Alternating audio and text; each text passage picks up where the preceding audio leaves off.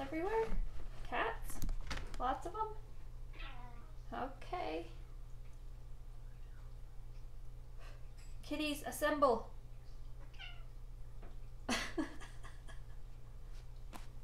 You guys ready? You ready?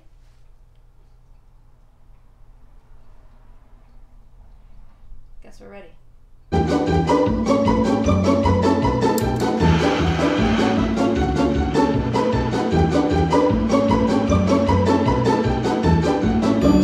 Hello, vintage neighbors. Welcome to the Vintage Girl Next Door.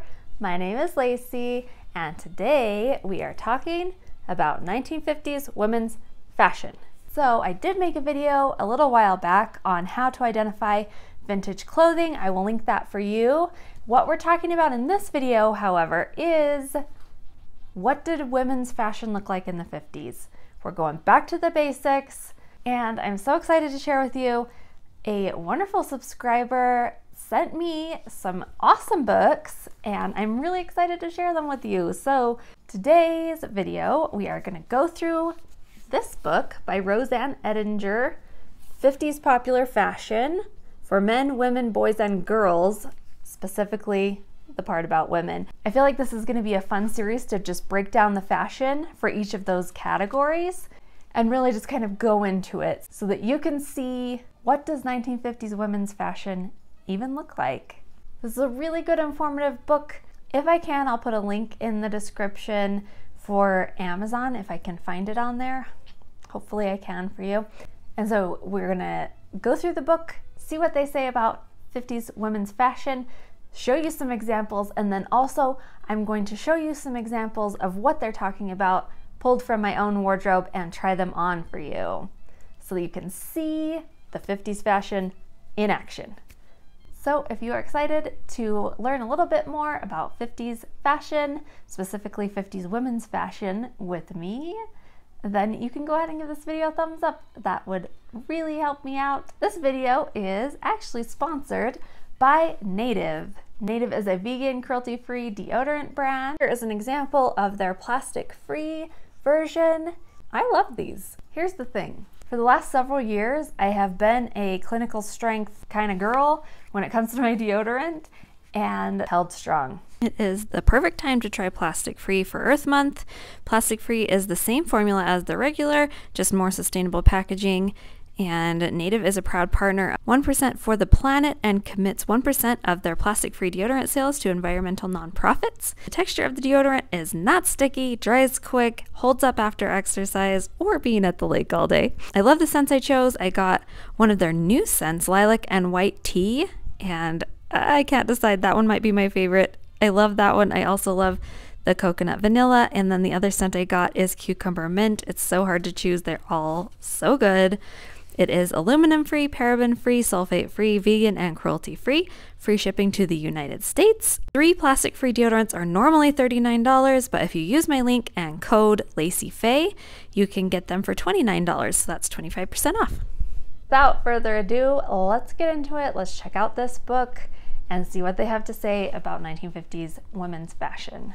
Introduction. So many distinct changes occurred in the fashion industry in the 1950s that it's impossible to capture the entire essence of the decade in one volume. New look in fashions, which is credited to fashion designer Christian Dior, sparked the beginnings of modern-day costume for women in February of 1947. Sadly for some, however, this new look marked the beginning of the end of extravagant Paris couture.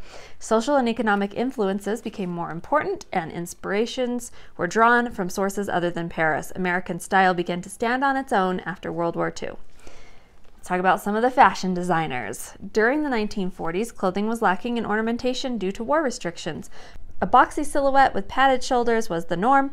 Christian Dior's new look in fashion incorporated softening of the silhouette and unboxing the shoulders by removing the shoulder pads. A return to femininity was evidenced with Dior's dresses, suits, and coats designed with fitted bodices and flowing full skirts, incorporating yards and yards of fabric. Foundation garments, particularly the boned and laced waist cincher, was a big part of this new look, creating the so-called waspy waist. Each year, Dior created 2 new lines, one for spring and one for fall. 1951, the Princess line evolved. The H line came into existence in 1954, and by 1955, the A and Y lines were created. Fashionable tunic dresses appeared in 1956, and the chemise dress in 1957, although credit for the loose-fitting chemise belongs to the Spanish-born designer Cristobal Balenciaga. After the untimely death of Dior in 1957, his protege, Yves Saint Laurent, launched his first line in 1958. This was the trapeze line. Another influential designer of the 1950s was Coco Chanel, who reopened her fashion house in 1954, bringing the public designs very reminiscent of her earlier works of the 20s and 30s. Colorless suits, later referred to as Chanel suits, were the height of fashion by the end of the decade. Other popular designers of the decade include Herbert de Givenchy, Elsa Schiaparelli, Jacques Fath, Pauline Trigeri, Hattie Carnegie, Nettie Rosenstein, and Claire McCardle. Ready to wear. Besides the fabulous designer labels of the 50s, the ready-to-wear fashion industry became big business. More people were unable to pay high prices for high fashion. Mass-produced garments were offered through mail-order companies such as Sears, Montgomery Ward, Spiegel, National Bellas Hess, Lane Bryant, Alden's, and many more. Designer clothing was still available and consistently advertised in the top fashion magazines. Major department stores across the country such as Bergdorf Goodman, Magnin, Julius Garfinkel, Bonwit Teller, Lord & Taylor, Marshall Field, and Saks Fifth Avenue sold dresses, coats, and suits with designer labels. Other popular labels from the period were Lillian of San Francisco and Jonathan Logan. Side note, I did just thrift a Jonathan Logan cocktail dress, and if you have not seen it in action, you're going to want to check out. I will link my recent thrift haul where I found that amazing dress. The average consumer, however, relied on mail order or off-the-rack spin-off of designer wares. Chapter 1, Fashion for Women, Dresses. The first half of the 1950s dresses for women, especially belted shirtwaist dresses with full flowing skirts, were tremendously in vogue. In the spring of 1951, the Spiegel catalog boasted that sheers were top fashion news. Sheer rayon chiffon, sheer rayon marquisette, and sheer pure silk organdy were headliners. Sweetheart necklines, shirtwaist tucks, and caplet collars were extremely stylish. Slimline casual dresses with lace trim were also being offered in butcher rayon, which was cool and crisp as linen. Exciting print dresses, especially florals, were made of rayon crepe, which resembled silk and had excellent draping qualities. Certain characteristics of 1940s dresses were still somewhat visible in the fashion of the early 50s. For instance, peplums on dresses and suits were often seen, but as the decade progressed, the peplums were beginning to get smaller. By the end of the decade, they were gone altogether. So there is cotton wrap and tie dress, and this happens to be a cotton wrap and tie dress. It is by the label Whirl. That also cotton sundresses with matching bolero jackets, and one was recently gifted to me by one of you lovely subscribers. I'm so excited to wear it this summer. Cannot wait. I love the huge floral print on it. So pretty, so summery, wonderful.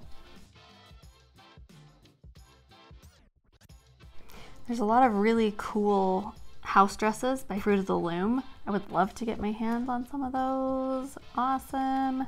Love the prints, love the huge like pockets, love the appliques. So cute. Some more fun prints. I love novelty prints so much, you guys. I just can't. Like with these Scotty dogs, so cute. Man, Fruit of the Loom was on it. These dresses are awesome. So we also have some two-piece dresses made with rows of horizontal tucks, extremely popular, not to mention they were flattering to the figure. Decorative scroll embroidery or passementerie was applied to dresses and suit jackets. Two-piece suit dresses were also stylish, made with either a sundress and a bolero jacket or a short-sleeve belted dress and fitted jacket, sometimes accented with a peplum. Navy blue and black, being advertised as the most flattering colors for the spring of 1951, were utilized to the fullest with dresses and suits made of rayon crepe, rayon fail, rayon taffeta, and puckered nylon. Orlan. By 1953, women's fashions were made of the newest wonder fabrics such as nylon, acetate, and Orlan. An advertisement for Orlan found in Women's Home Companion stated that Orlan was a new blueprint in fashions with a carefree future. The ad went on to say that the young idea in clothes as in homes is to look smart with the least upkeep. Amen. DuPont Orlan acrylic fiber makes it possible with women's suits and dresses that have a warm, soft feel, an extravagant look, but new and better behavior. Their press is not just for today, but for tomorrow and tomorrow. They're neat keeping, pleat keeping, and keep their first day look with easy care. Sounds good to me. So here we have some peplum styles and some drop waist styles. I have a very cute 1950s floral drop waist with an awesome collar. I love this dress.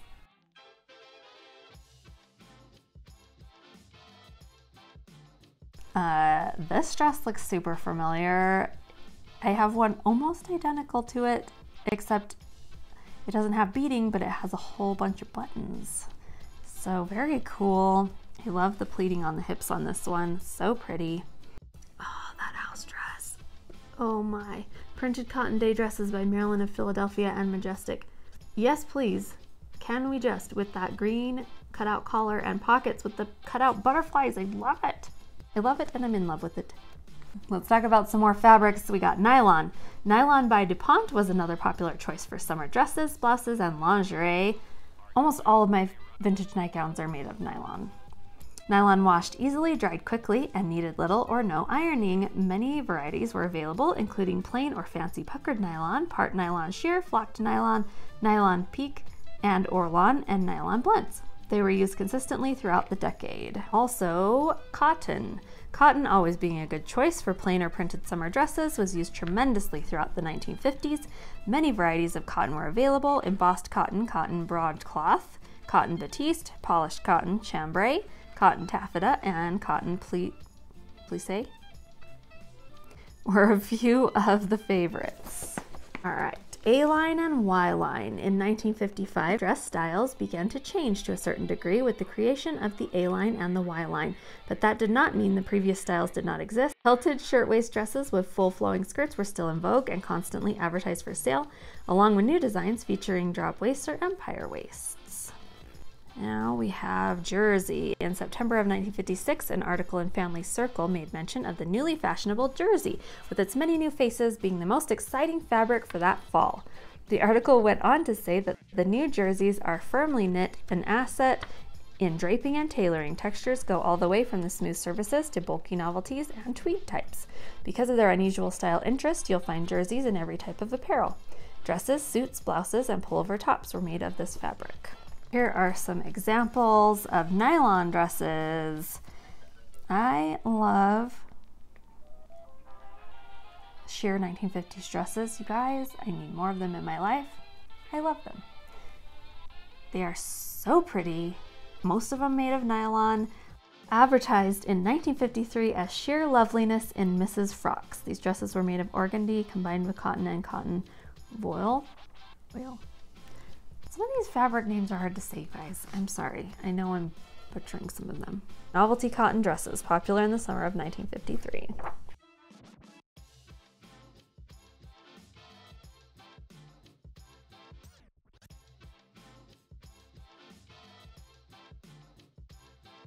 Sheath dresses were extremely fashionable in 1957, either with empire waist or the blouse look with a belt. Tailored shirtwaist dresses were being featured for day or evening wear. Nylon lace over taffeta was a popular combination for evening dresses. Jumpers and cotton knit t-shirt dresses were gaining in popularity at this time. We're getting into some evening dresses with silk chiffon. So pretty. And of course we must with the formal cupcake dresses. I definitely would love to have some more of these style in all the pastel colors. Send them my way. Oh my. It's like, when will you wear it? But you must have it. Let's talk evening gowns. Evening gowns were attractively made of brocade satin, lame, silk, and rayon in long and short forms. The basic black dress, however, has always made a dynamic fashion statement for evening wear, especially accented with the right accessories. Bouffant-style dresses were made of tulle, rayon, chiffon, and acetate, and nylon lace. Ballerina-length evening gowns were extremely fashionable, made of nylon net decorated with nylon lace or imported French lace. Fancy! Talking about suits. Fashionable for fall of 1953 were tailored suits for women made of wool, gabardine, rayon, and acetate, sheen gabardine, rayon, and acetate, fail, and virgin wool. Silk shantung was another fine choice for suiting. Belted suit jackets were in style, as well as those with double flared peplums. Two-piece sweater outfit made of virgin wool and decorated with beads and sequins in a starburst pattern. The label reads Kim's, Kimberly Knitwear Incorporated. I do love a good sweater set, you guys. I have one. I hope to acquire many more because I love them. I'd love to find some in bright colors because I'm all about the bright colors. You know this. Love it.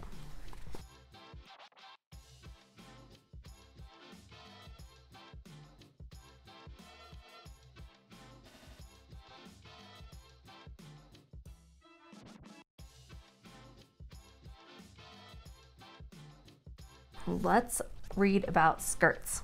Skirts of the 1950s were straight, circular, pleated, pocketed, tailored, gored, and tiered. Italian-influenced tight-fitting straight skirts were well remembered, as well as quilted or felt circle skirts.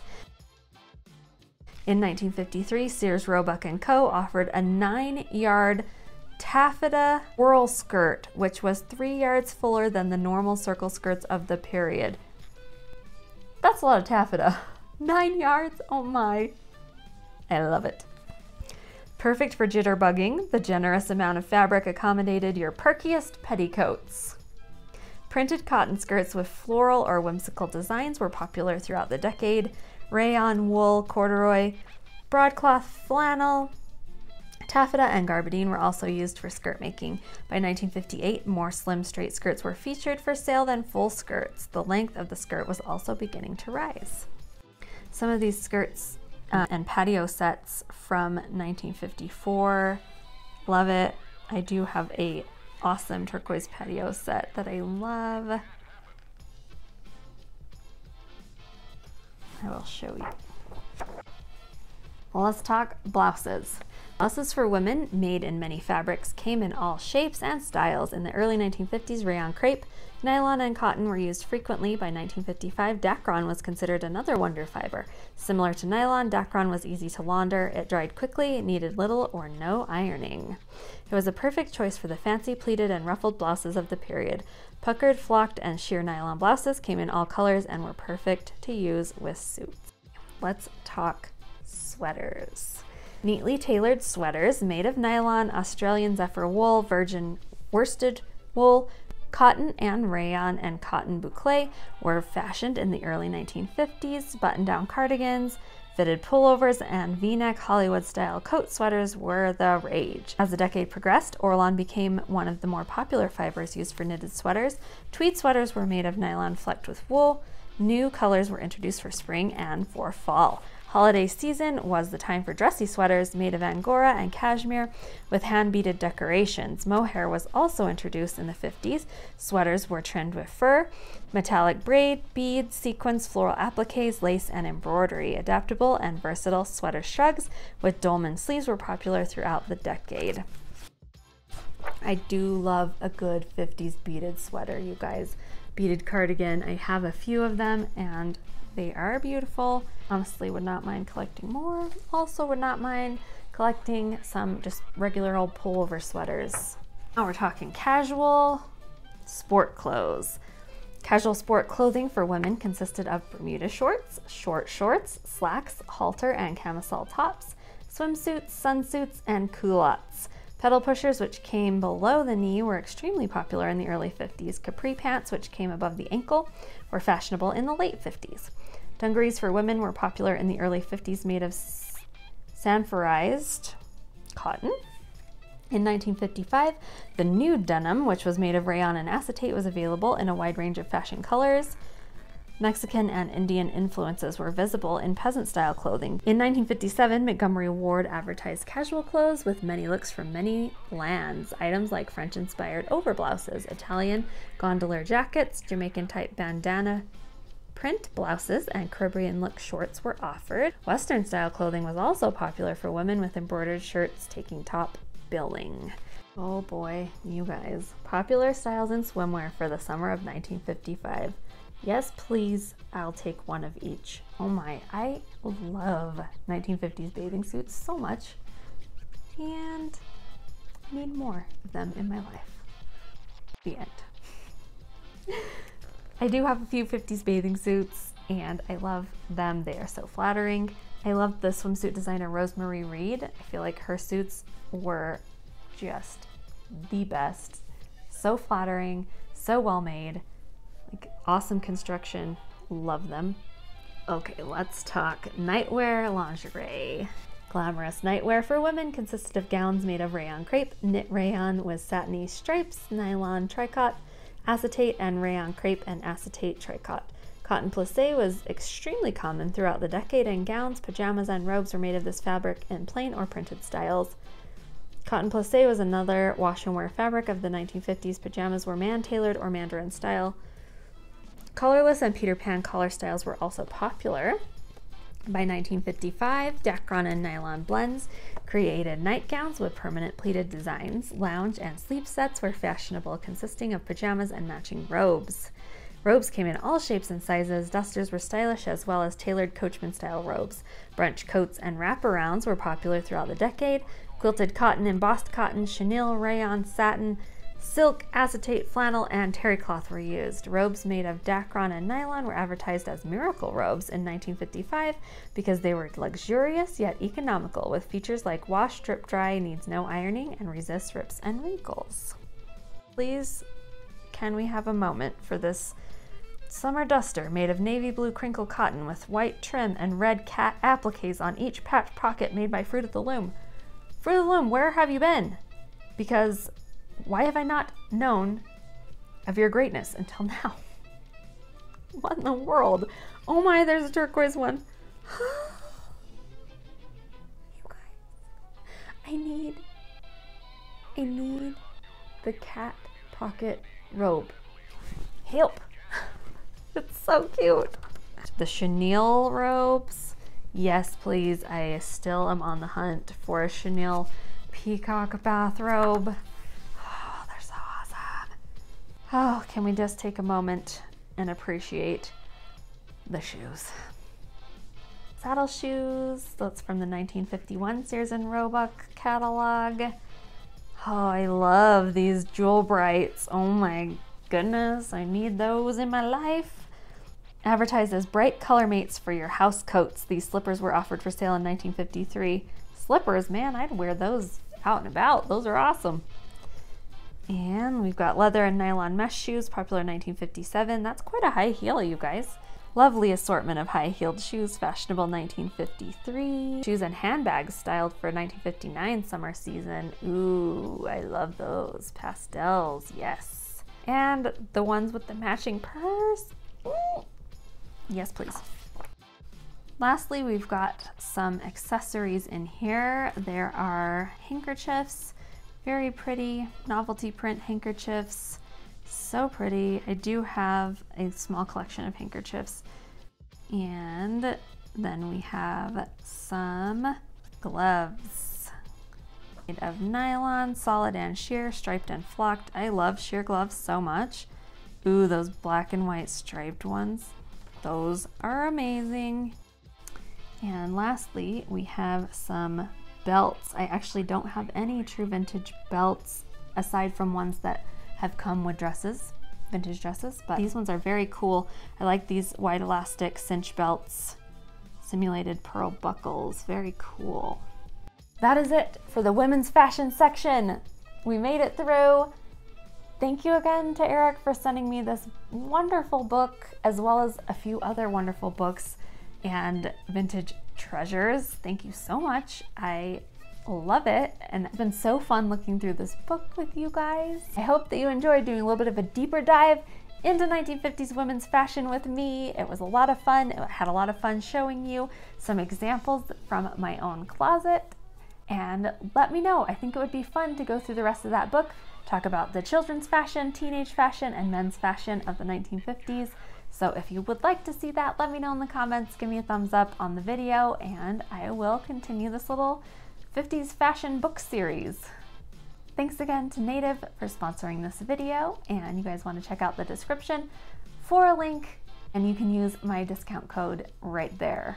Thank you all so much for being here, and if you are new and you have not subscribed already, please do so. We would love to have you join our vintage neighborhood for more of our vintage fun. And I hope that wherever you are in the world, you are feeling safe and feeling loved, and I will see you very soon in my next video. Bye.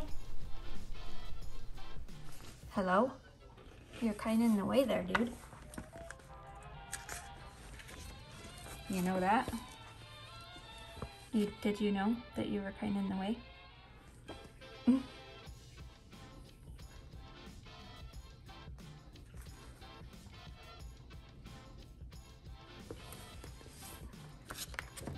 Thanks for your help. You are wonderful.